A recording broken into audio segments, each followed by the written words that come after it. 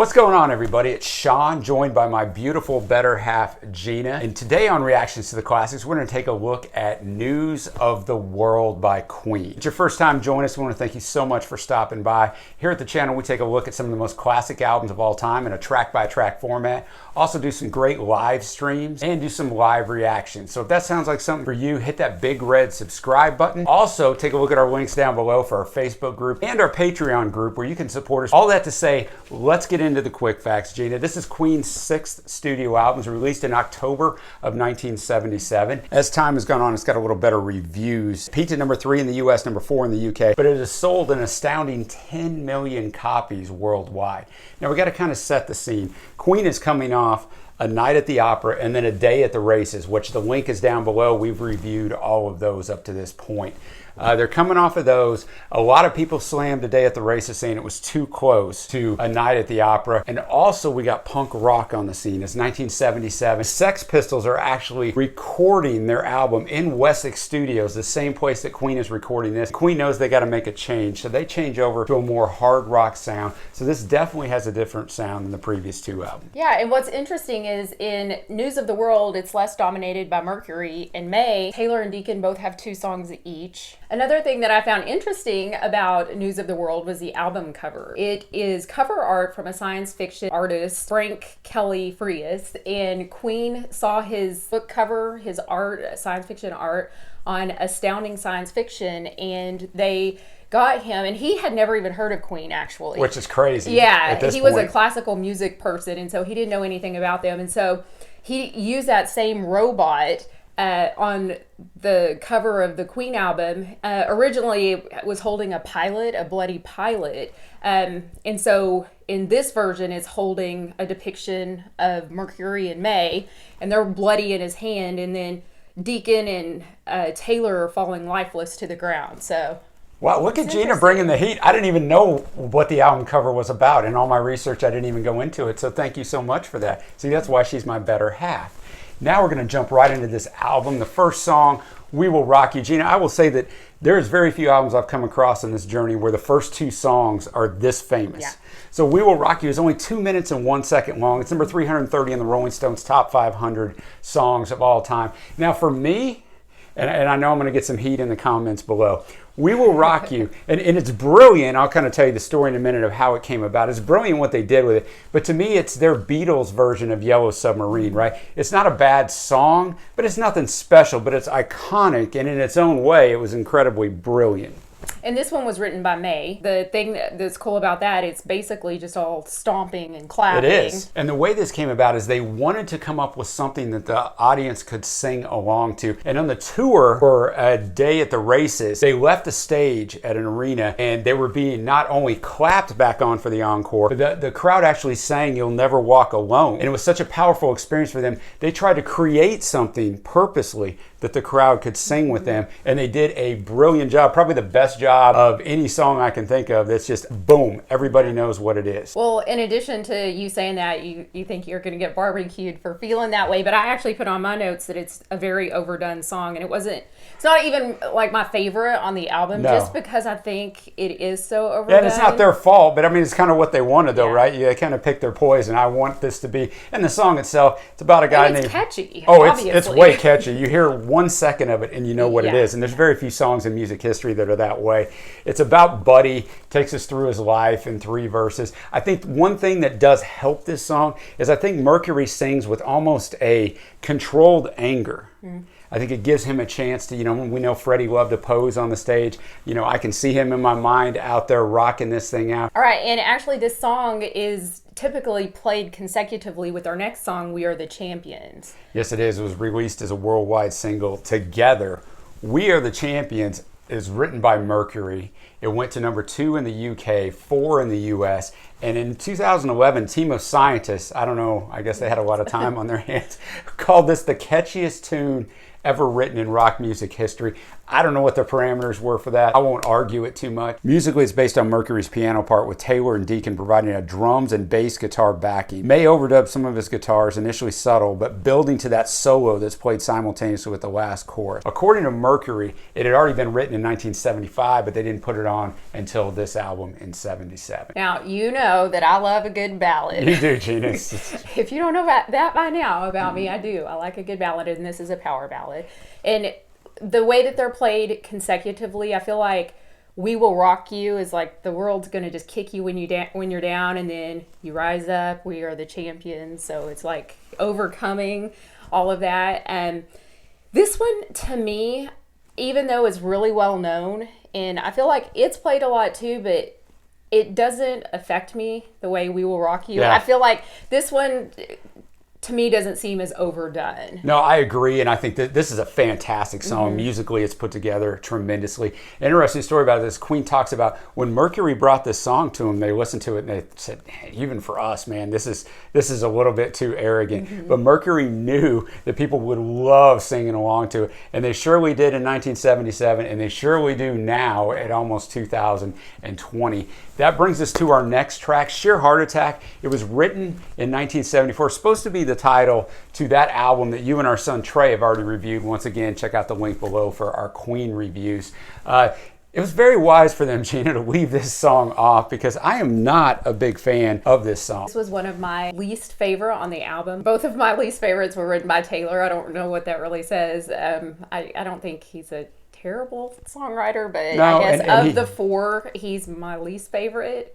And he sings it along with Mercury, so he jumps in and he plays almost every instrument on here. So he really made it his own. I give him credit for that.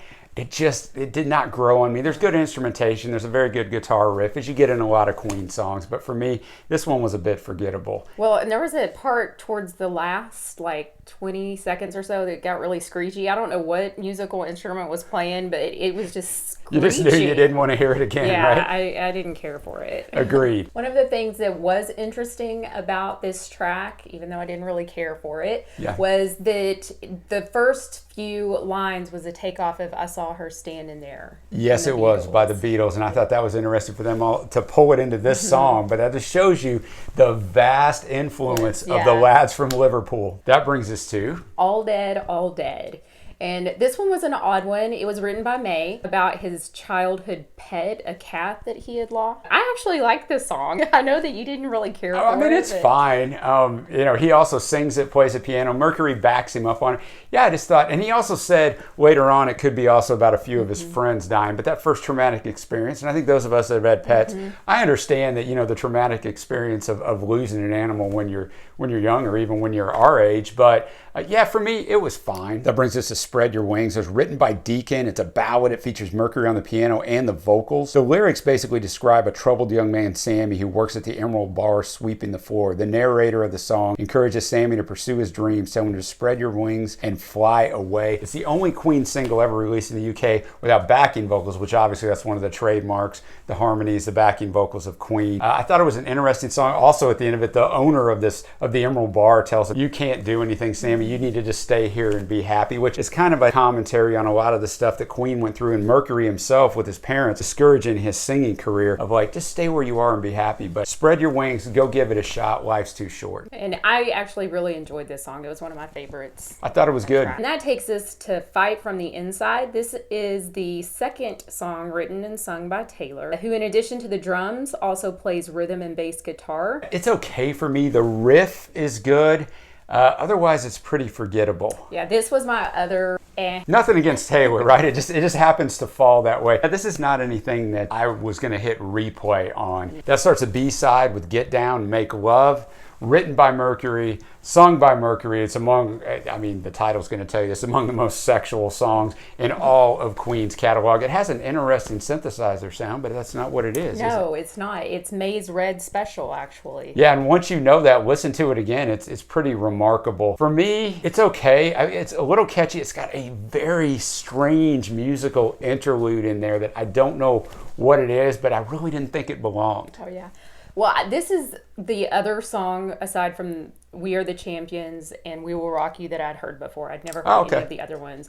And maybe because I'd heard it before, I actually really liked this song. That brings us to Sleeping on the Sidewalk. This is another song that was written and sung by May. It's a blues song. It's the only song in their discography to be recorded, except for the vocals, in one take. Lyrically, it deals with an aspiring trumpet player's career. May sings with an American accent, which I thought was kind of cool. Yeah, it was interesting. It's one of the few Queen songs not to feature Mercury at all. Now, he did sing the lead vocals once they played it in concert. And the basic story of it, as you mentioned, it's a rags to riches, back to rags.